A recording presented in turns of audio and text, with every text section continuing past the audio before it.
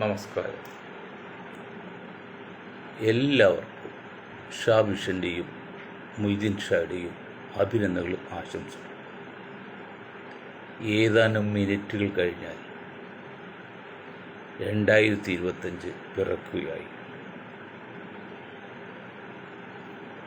വലിയ പ്രതീക്ഷയോടെയാണ് 2024 നമ്മൾ കണ്ടതെങ്കിലും ആ പ്രതീക്ഷ സഫലീകരിക്കാൻ പല പല കാരണങ്ങൾ കൊണ്ട് സാധിക്കാതെ പോയി. മറ്റൊരു പ്രതീക്ഷയുമായിട്ടാണ് നമ്മൾ മുന്നോട്ട് വരുന്നത്. അത് 2025 എല്ലാവർക്കും പ്രതീക്ഷാപരമായ ഒരു ആശംസ. ബഹുമാന്യരെ, ഗിന്നസ് ബുക്കും അതിലെ അപാകതയെക്കുറിച്ചാണ് ഇന്ന് സംസാരിക്കുന്നത്. ഗിന്നസ് ബുക്ക് ലോക റെക്കോർഡാണ്. അതിനൊക്കെ അപാകത ചൂണ്ടിക്കാണ്ട വലിപ്പം ഒരു ഇന്ത്യക്കാരുണ്ടോ, മലയാളിക്കുണ്ടോ, അത് മൊയ്തീൻ ഷാക്കുണ്ടോ, മൊയ്തീൻ ഷായുടെ ഗ്രൂപ്പിനുണ്ടോ, അതൊരു സംശയമാണ്. ഇതിൽ പറയുന്ന വിഷയങ്ങൾ കേട്ടതിന് ശേഷം നിങ്ങളുടെ സാമാന്യ ബുദ്ധി ഉപയോഗിച്ച് നിങ്ങൾ ചിന്തിക്കുക. അതിന് മുൻപായിട്ട് ഒന്ന് രണ്ട് കുറച്ച് കാര്യങ്ങൾ പറയണം.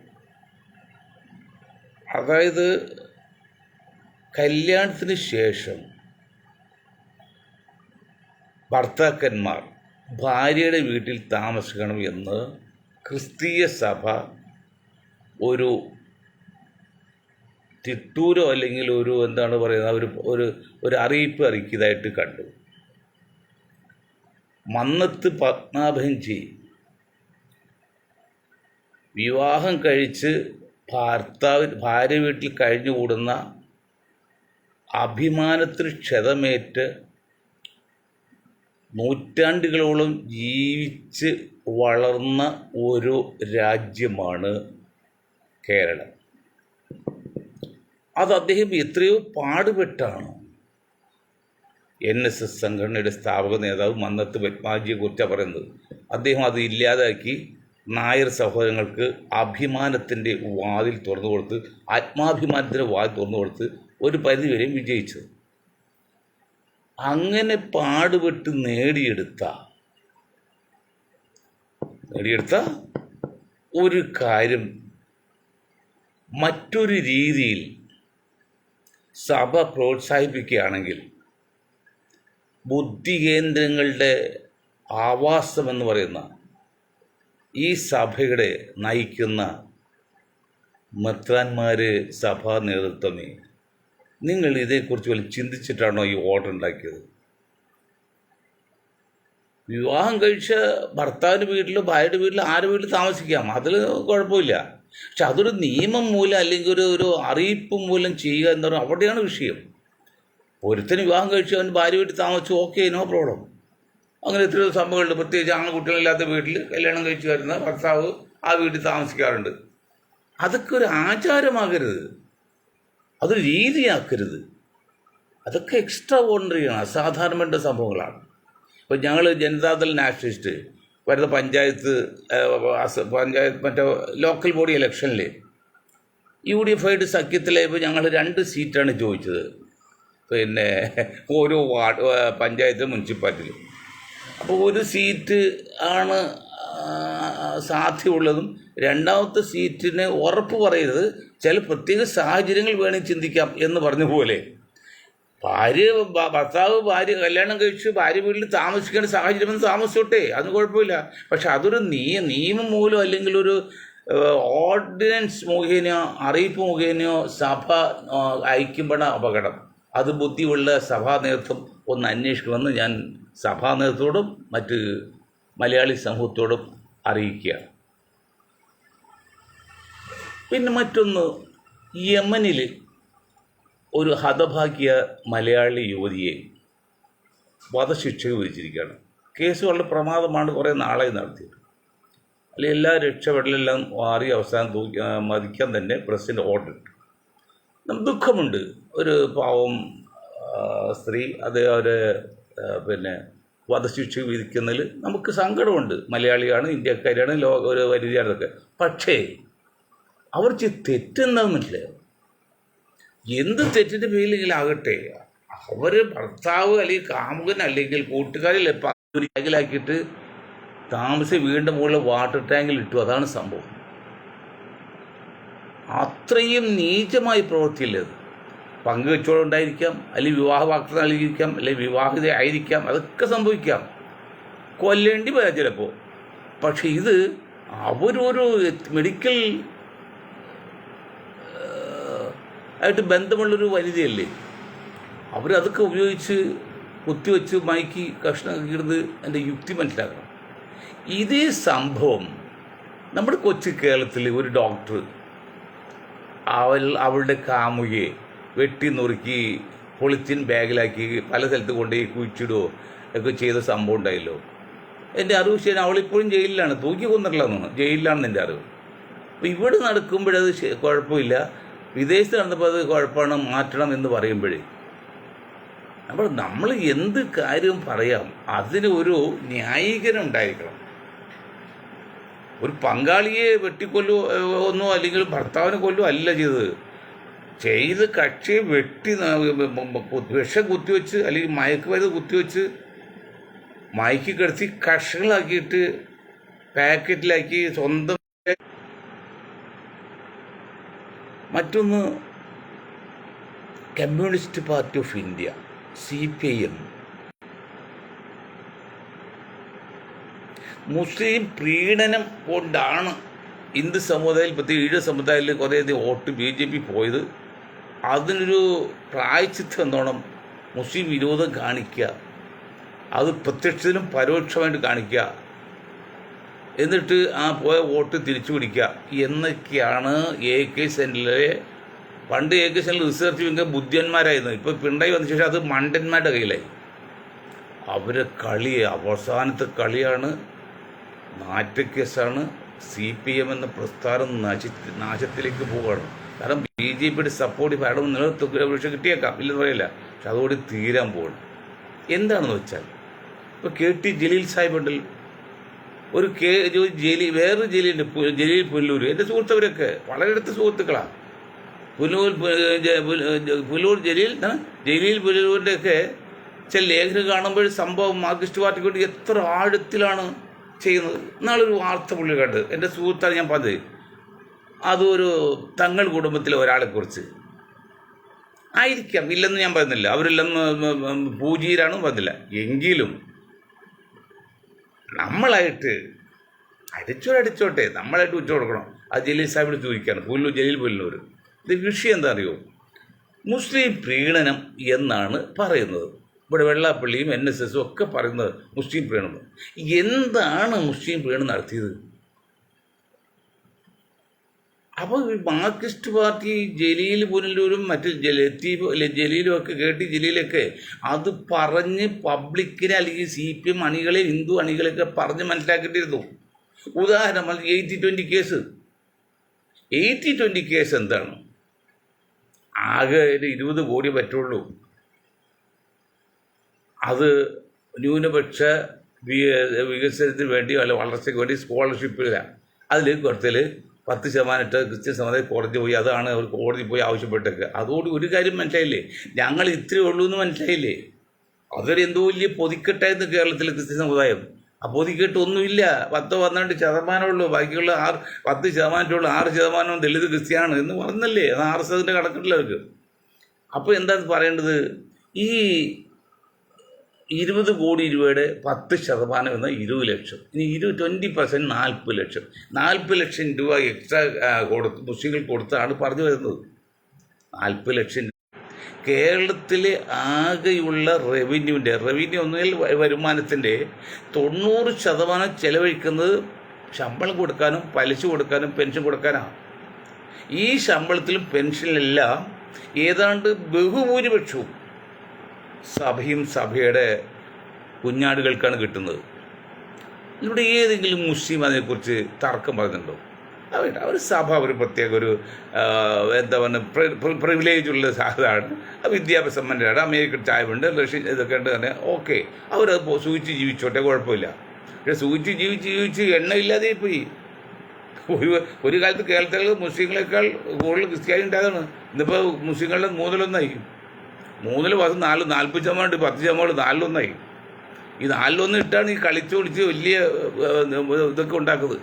ഏതായാലും അവരത് ഇറങ്ങിയോടുകൂടി അവരുടെ കഴിവ് എന്താണെന്നോ അവരുടെ യുക്തി ശക്തി എന്താണെന്ന് മനസ്സിലായി. അതിനുശേഷം അവർക്ക് ജനങ്ങളിപ്പോൾ ഒന്ന് പതുക്കെ പഴയതുപോലെ പിന്നെ എന്താണ് പഴയതുപോലെ അംഗീകരിക്കുന്നില്ല. ഓക്കെ, ഈ സംഭവം മുസ്ലിങ്ങൾക്ക് കൂടുതലായിട്ട് കൊടുത്തില്ല, അതിന് വേരിയേഷൻ ഇത്രേ ഉള്ളൂ എന്ന് പറഞ്ഞ് ഈ KT ജലീലോ അല്ലെങ്കിൽ പുല്ലൂർ ജലീലോ ഒക്കെ അവർക്ക് സഖാക്കളോ കട്ട സഖാക്കൾ പബ്ലിക്കിൽ നിന്ന് മേക്ക് വെച്ചിട്ട് പറഞ്ഞതെങ്കിൽ ഈ ഹിന്ദു സമുദായം ഇങ്ങനെ സംശയിക്കുമോ, അല്ലെങ്കിൽ മുസ്ലിങ്ങളെ വെറുക്കുമോ, അല്ലെങ്കിൽ മാർക്സിസ്റ്റ് പാർട്ടി എതിർക്കുമോ അറിഞ്ഞില്ല. അവർ ഒന്നിന് തള്ളു പോന്നു പോരട്ടെ. അസംബ്ലി ഇലക്ഷനെതിരെ മിണ്ടിയില്ല. ഈ ജലീലൊക്കെ അസംബ്ലി ഇലക്ഷനെതിരെ KT ജലീൽ മിണ്ടിയില്ല. അതിനുശേഷം എന്തോ പറഞ്ഞത് പക്ഷേ കോടതി തീരുമാനിച്ചു. അപ്പോൾ ആർക്കും ക്ഷീണം പറ്റി. അതൊരു സംഭവം. മറ്റൊരു സംഭവം ഇതൊന്നും പറയേണ്ടെന്ന് വിചാരിച്ചിരുന്നു, പക്ഷേ എങ്ങനെ പറയാതിരിക്കും. പലസ്തീൻ വിഷയമാണ്. സംഘപരിവാറിന് ക്രിസംഖികൾക്കും മുസംഖി എന്നൊരു വിഭാഗമാണ്, മുസ്ലിം സംഖ്യ എന്നുള്ളത്, അവർക്കെല്ലാം അത് ഇസ്രായേൽ അനുകൂലമായിട്ട് പറയട്ടെ. പക്ഷേ കമ്മ്യൂണിസ്റ്റ് പാർട്ടി ഓഫ് ഇന്ത്യ അവർ സാമ്രാജ്യത്വത്തിനെതിരെയാണല്ലോ കമ്മ്യൂണിസം വന്നു തന്നെ.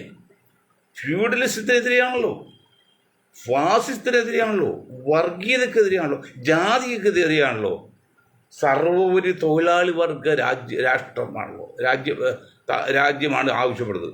അങ്ങനെയുള്ള കമ്മ്യൂണിസ്റ്റ് ആശയം ഉൾക്കൊള്ളുന്ന CPI പോലുള്ള അല്ലെങ്കിൽ ഇടതുപക്ഷ കമ്മ്യൂണിസ്റ്റ് പ്രസ്ഥാനങ്ങൾ പറയണ്ടേ, ഞങ്ങൾ പലസ്തീനെ പിന്തുണയ്ക്കുന്ന മുസ്ലിം ആയതുകൊണ്ടല്ല, ഞാനത് കേരളത്തിൽ മുസ്ലിങ്ങളെ സപ്പോർട്ട് ചെയ്യുന്നതല്ല, അത് ഞങ്ങളുടെ ബാധ്യതയാണ്, കടപ്പാടാണ്, കർത്തവ്യമാണ്. എന്താണ് കാരണം എന്താ? സാമ്രാജ്യത്വത്തെ എതിർക്കുക എന്നുള്ളത് ഞങ്ങളുടെ ലക്ഷ്യമാണ്, ഞങ്ങളുടെ മൂല്യമാണത്. അത് സാമ്രാജ്യത്വം, അമേരിക്കൻ സാമ്രാജ്യ ശക്തികളും ഇസ്രായേൽ എന്ന വർഗീയ ശക്തികളും അല്ലെങ്കിൽ സിയോണിസ്റ്റുകളും ചേർന്നൊരു ഗൂഢാലോചന ഫലമാണ് പലസ്തീൻ വിഷയം ഉണ്ടാക്കിയതും അത് ഇത്രയും കാലം നീട്ടിക്കൊണ്ടുപോയതും. പക്ഷെ അതിനിടയ്ക്ക് ഒക്ടോബർ 7-ാം തീയതി പലസ്തീനികൾ ഇസ്രായേൽ കയറിയത് തെറ്റാണ്, അത് പറയാം, കുഴപ്പമില്ല. കമ്മ്യൂണിസ്റ്റ് പാർട്ടിയും പറയാം അത് ഞങ്ങൾ അംഗീകരിക്കുന്നില്ല, ഞങ്ങളും അംഗീകരിക്കുന്നില്ല. അത് ഇസ്രായേൽ തുറന്നു പോയത്, അല്ലെങ്കിൽ പോകാൻ പറ്റുമോ? ഇസ്രായേലിലെ കമ്മ്യൂണിക്കേഷൻ ഡിപ്പാർട്ട്മെൻറ്റിൻ്റെ ഓഫീസ് തുറന്നിട്ടേക്കാണ്, കറണ്ടെല്ലാം ഓഫ് ചെയ്ത് യാതൊരു വർക്ക് ആയി, അങ്ങനെ കാലിൽ കയറാൻ പറ്റുമോ? അത് പറഞ്ഞ് മനസ്സിലാക്കണ്ടേ? അപ്പോൾ ഞങ്ങൾ CPIM കേരളത്തിൽ മുസ്ലിങ്ങൾക്ക് വേണ്ടി ഒന്നും പ്രത്യേകിച്ച് ചെയ്തിട്ടില്ല. അവർക്ക് കിട്ടേണ്ട അർഹതപ്പെട്ട ആനുകൂല്യത്തിൻ്റെ 1/3 അല്ലെങ്കിൽ പകുതി പോലും കിട്ടിയിട്ടില്ല, കൊടുത്തിട്ടില്ല എന്ന് പറഞ്ഞ് സമാധാനപ്പെടുത്തി അവരെ നില ക്ലിയറാക്കിയിൽ ഈ ഉരുണ്ട് കളിക്കണോ? ഇതിപ്പോൾ എന്താണ് കളിക്കുന്നത്? എന്തൊരു അപകടമായ കളിയാണ് ഈ കളിയിൽ. ആരും ജയിക്കാൻ പോണത്? ഈ കളി ജയിക്കുന്നത് മുഴുവൻ സംഘപരിവാറാണ്, കമ്മ്യൂണിസ്റ്റ് പാർട്ടിയല്ല. അത് മനസ്സിലാക്കാനുള്ള ഒരു യുക്തിയോ ബുദ്ധിയോ എഡ്യൂക്കേഷനിൽ റിസർച്ച് വിങ്ങിലെ വിടുമിടുക്കന്മാർക്ക് ഇല്ലാതെ പോയില്ലോ. പാവം മൊയ്തീൻ ഷാക്ക് തോന്നിയ ബുദ്ധി നിങ്ങൾക്കൊന്നുമില്ല. അപ്പോൾ ഉരുണ്ട് കളിക്കാണ്, കണ്ണടിച്ചിരുട്ടാക്കാണ്. അത് വേണ്ട സഖാക്കളെ, കണ്ണടിച്ചിരുട്ടാക്കണ്ട. അത് പക്ഷേ ആരോ പറഞ്ഞ പോലെ പ്രകൃതിയുടെ മിശ്രം ടാറ്റയുടെ പാക്കിൽ തുടങ്ങല്ലേ, CPM മിശ്രിതം BJPയുടെ പാക്കിൽ നിന്ന് ഏതോ ഒരു ചാനലുകാർ പറഞ്ഞിട്ട്, അതുപോലെ അങ്ങനെ CPM മിശ്രിതം BJPയുടെ പാക്കിൽ പുറത്തിറക്കി അങ്ങനെ രണ്ടും വളർന്ന് മുന്നോട്ട് പോകണ്ട. അതൊരു താക്കീതാണ്, ഒരു മുന്നറിയിപ്പാണ്, ഒരു മുൻകരുതലെടുക്കാനുള്ള ശക്തമായ അറിയിപ്പ് കൂടിയാണ് കമ്മ്യൂണിസ്റ്റ് പാർട്ടി പറഞ്ഞത്.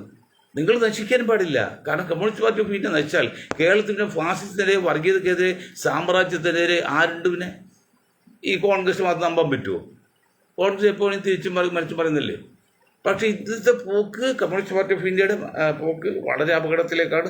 മറ്റ് ത്രിപുരയായി അധംപതിച്ചു പോകും എന്ന കാര്യത്തിൽ ഞങ്ങൾക്ക് അങ്ങനെ ദുഃഖമുണ്ട്, ഞങ്ങൾക്ക് വിഷമമുണ്ട്. ഇത്രയും കാര്യമാണ് പറയാനുള്ളത്. ഇപ്പോൾ തലശ്ശേരി സംഭവത്തെക്കുറിച്ചും കുഞ്ഞിരാമൻ MLA അവിടെ രക്ഷപ്പെടുത്തിയതൊക്കെ പറയുന്നുണ്ട്. അതുപോലെ ഇന്നലെ ഉമ്മ മാഡത്തിൻ്റെ ഹസ്ബൻഡ് PT തോമസ് പറഞ്ഞ രേഖാമൂലം പറഞ്ഞ് വിധേയത്തിൽ കമ്മീഷൻ റിപ്പോർട്ട് ഉദ്ധരിച്ചുകൊണ്ട് അദ്ദേഹം പറഞ്ഞു കുഞ്ഞിരാമൻ ഏതോ കള്ളുഷാപ്പിലായിരുന്നു അവിടെ കിടന്ന് മരിച്ചത് എന്നൊക്കെ പറഞ്ഞിട്ടുണ്ട്. അപ്പോൾ അത് കഴിഞ്ഞ സംഭവം, ഞാൻ അതിനെക്കുറിച്ച് പറയുന്നില്ല. ആകെ 10-25 മിനിറ്റേ ഉള്ളൂ. ഇനി നമ്മൾ പറയാൻ പോകുന്നത് ഗിന്നസ് ബുക്ക്. ഗിന്നസ് ബുക്കിൽ പരമാവധി ആൾക്കാർ പങ്കെടുത്ത് നടന്ന പരിപാടിക്ക് സർട്ടിഫിക്കറ്റ് കൊടുക്കുന്നു എന്ന് പറഞ്ഞാൽ അതിലടങ്ങിയിരിക്കുന്ന മനഃശാസ്ത്രമായ അപകട സൂചന എന്തേ ലോകബുദ്ധിമാനെന്ന് അഭിമാനിക്കുന്ന അല്ലെങ്കിൽ അഭിനയിക്കുന്ന ഗിന്നസ് ബുക്ക് ഉദ്യോഗസ്ഥന്മാർക്കും ആ ഗ്രൂപ്പിനും മനസ്സിലാകാതെ പോകുന്നു. ഞങ്ങളിതേ പറഞ്ഞ ഞാൻ വെറും സാധാരണക്കാർ.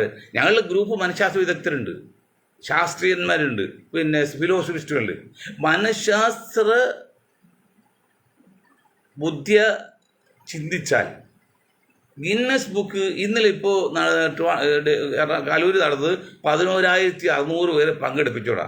അതിനു മുമ്പ് തമിഴ്നാട് നടന്നത് 10,000 പേരാണ്. 1,000 പേരുടെ പങ്കെടുത്തു. ഇനി നാളെ ഒരു സ്ഥലത്ത്, ലോകത്തെ സ്ഥലത്ത് ഒരു 13,000 ആക്കി.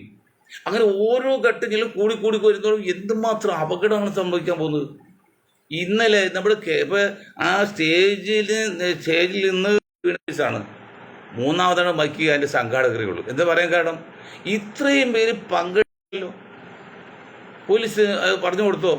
എന്തിനാണ് പോലീസ് പറഞ്ഞു കൊടുത്താൽ അവർ സമ്മതിച്ചില്ലെങ്കിൽ അതിനാണ് ശിക്ഷയും കോടതിയൊക്കെ. അപ്പോൾ ഏറ്റവും കൂടുതൽ ഒന്നാം കക്ഷി എന്ന് പറയുന്നത് രാജ്യം ഭരിക്കുന്ന കക്ഷിയാണ്. അവർ നിയന്ത്രിക്കുന്നത് പോലീസുമാണ്. എന്നിട്ടിപ്പോൾ പോലീസ് ഹൈക്കോടതി സ്വമേധയെ പറഞ്ഞ് ഈ സംഘാടകരോടൊക്കെ പോലീസ് ഹാജരാകാൻ അവരുടെ മുൻകൂർ ജാമ്യത്തിൽ എന്നുകൊണ്ട് അപ്പോഴേ പറഞ്ഞെന്നാണ്. ഒന്ന് ആലോചിച്ച് നോക്കിയേ സുഹൃത്തുക്കളെ, മനുഷ്യരെ. ആ സ്റ്റേജ്, ചെറിയൊരു സ്റ്റേജിൽ 10-25 പേര് VIP കളാണ്. VIP ജീവന് വലിയ വിലയിട്ടല്ലോ. അതിൽ എന്തെങ്കിലും കാരണവശാൽ അത് പൊളിഞ്ഞ് തേടിയിരുന്നെങ്കിൽ ആ ബഹളത്തിനിടയ്ക്ക് ഈ ഏതാണ്ട് 50,000 പേര് പങ്കെടുത്തത്, ഈ 50,000 പേര് ആത്മരക്ഷാർത്ഥം അങ്ങോട്ടും ഇങ്ങോട്ടും ഓടുമ്പോൾ അവിടെ എന്ത് സംഭവിക്കാമായിരുന്നു? 100 ആൾക്കാർ ജീവൻ പോകില്ലായിരുന്നു. അത് മുന്നിൽ കണ്ടുകൊണ്ട് നമ്മുടെ പോലീസ്, നമ്മുടെ ഭരണകൂടം അതിന് അനുവാദം കൊടുത്ത GCDയെ എന്ത് GCD അനുവാദം കൊടുത്ത മാത്രം പോരാ, അത് ചെക്ക് ചെയ്യണം. എന്താണ് പരിപാടി? അതിന് ഉദ്യോഗസ്ഥന്മാരുണ്ടല്ലോ അവിടെ.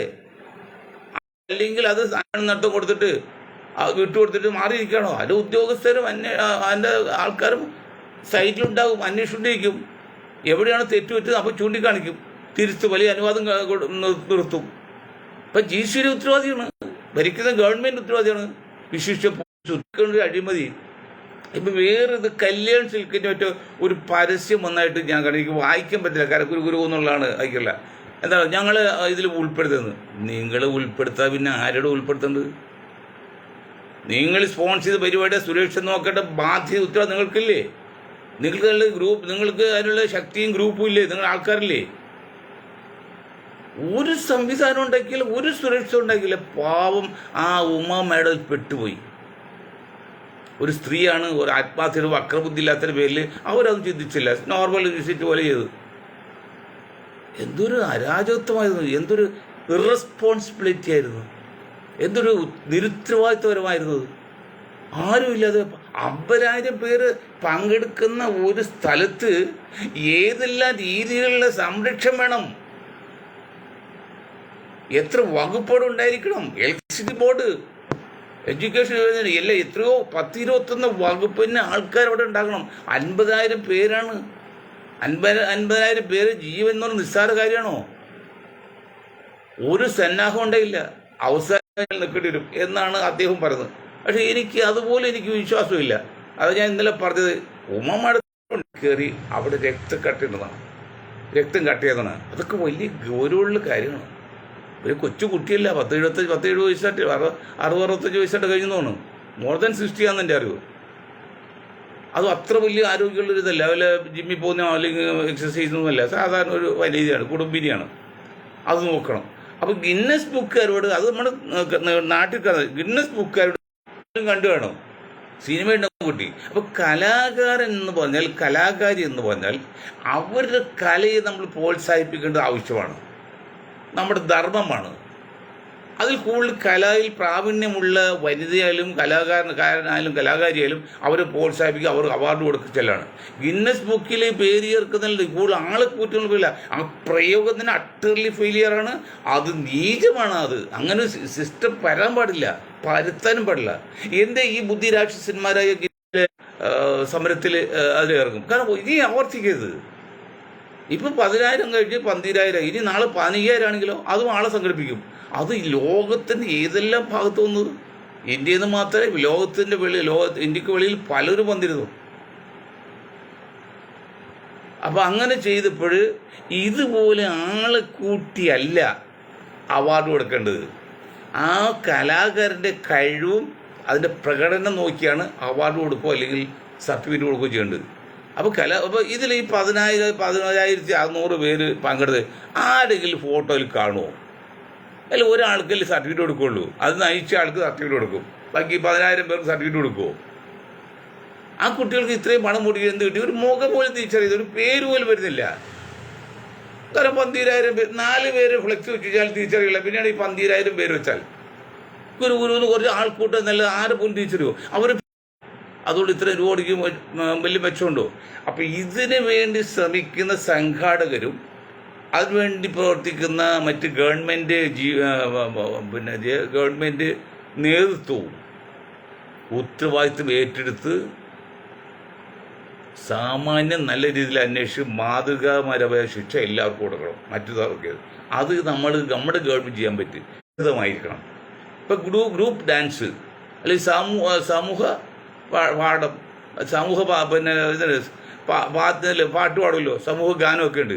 അതിൽ 10 ആൾ, 20 ആൾ, 15 ആൾ, അല്ലാതെ ഈ 12,000 പേര് വെച്ചുള്ളവർ. ഇതൊക്കെ തട്ടിപ്പിൻ്റെ പര്യായമാണ് ഈ പറഞ്ഞത്. ഇതിനെതിരെ ഞങ്ങളുടെ ഗ്രൂപ്പും വളരെ ശക്തമായിട്ട് ഗിന്നസ് ബുക്കിനെതിരെ, അതിൻ്റെ നേതൃത്വത്തിനെതിരെ, അതിൻ്റെ അധികാരികൾക്കെതിരെ എന്തെങ്കിലും ചെയ്യാൻ പറ്റുള്ളൂ. ഞങ്ങളുടെ ലീഗൽ വിങ് അന്വേഷിച്ചുകൊണ്ടിരിക്കണം. സർക്കാരിന് പറയാനുള്ള ഇങ്ങനെ കാര്യത്തെക്കുറിച്ച് അന്വേഷിക്കണം, മേലായി ഇതുപോലെ വരരുത്. അപ്പോൾ എല്ലാവിധ പ്രാർത്ഥനയും ഉമ്മ തോമസ് മാഡത്തിനും ജീവനും വേണ്ടി ഞങ്ങൾ പ്രാർത്ഥിക്കാം ദൈവത്തോടും. എല്ലാ നിർത്താം. ചിരിച്ച് കളിച്ചാണ് അപ്പോളോ ആശുപത്രി അല്ലെങ്കിൽ ആശുപത്രിയിൽ പോയത്. അത് മലയാളി ഡോക്ടറുടെ അവിടെ ചെറിയാന്ന് ഒറ്റ ആളുടെ പേര് മരിച്ചു വന്നു. വ്യക്തമായിട്ട് അറിയാം. അതേക്കുറിച്ച് പല കലാകുഞ്ചൊക്കെ റിപ്പോർട്ട് ചെയ്ത് അദ്ദേഹത്തിൻ്റെ ജീവന് കളയാൻ വേണ്ടി തന്നെ ശ്രമിച്ചാണ്. ഇനി പതികല മരിച്ച് 10-35 വർഷമായിട്ടായി. ഇനി പതികല അതുപോലെ ഞാൻ പറയാം. എം.എ. ഷാനവാസ് അസുഖം മാറിയെന്നാണ്. ഒരു സുപ്രഭാതത്തിലാണ് പെട്ടെന്ന് സീരിയസ് ആയി. പിന്നെ ടി.പി. അസനെ ലക്ഷോർ ഹോസ്പിറ്റലിൽ, DM ജയിക്കുവിനെ മഞ്ഞപ്പിത്ത് വന്ന് കൂടുതലാണെന്നൊക്കെ പറഞ്ഞത്. അങ്ങനെ പല ഈ നസീറിൻ്റെ കാര്യം പറഞ്ഞാൽ, ഞാൻ ഈ നസീറെ കാണാൻ പോയി. ഞാൻ ട്രെയിനിലാണ് പോയി, സാധനക്കാരൻ. അദ്ദേഹം പാടിക്കോട്ട് സിനിമ ഷൂട്ട് കഴിഞ്ഞ് പിന്നെ വിമാനത്തിലെത്തി. ഞങ്ങൾ രണ്ടുപേരും അതിൻ്റെ വെളുപ്പിന് അവിടെ എത്തി. ഞാൻ കണ്ട് സംസാരിച്ച്. അപ്പോൾ എനിക്ക് TH മുസ്തഫ സാഹിബിൻ്റെ ഒരു ലെറ്റർ ഉണ്ടായിരുന്നു. അല്ല, എനിക്ക് അദ്ദേഹത്തെ അത്ര വലിയ തന്നില്ലല്ലോ. അത് കണ്ട് സംസാരിച്ച് കാര്യം നടന്നു, അത് പറഞ്ഞു.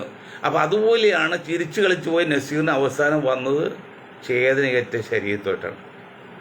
ദൈവമേ, ഉമ്മ മാഡത്തിന് അങ്ങനെ ഒന്നും സംഭവിക്കില്ല എന്ന് നമ്മൾ മനസ്സുരി പ്രാർത്ഥിക്കണം. അതുകൊണ്ട് ചെയ്യേണ്ടത്, ഉമ്മയെ സ്നേഹിക്കുന്ന എല്ലാവരും 24 മണിക്കൂറും കണ്ണിൽ എണ്ണ ഒഴിച്ച് അതിൻ്റെ ഓരോ ചലനങ്ങളും മനസ്സിലാക്കണമെന്ന് പറഞ്ഞുകൊണ്ട് ഞാൻ എൻ്റെ വാക്കുകൾ നിർത്താൻ നിങ്ങൾക്ക് 1000 നന്ദി. ജയ് ഹിന്ദ്.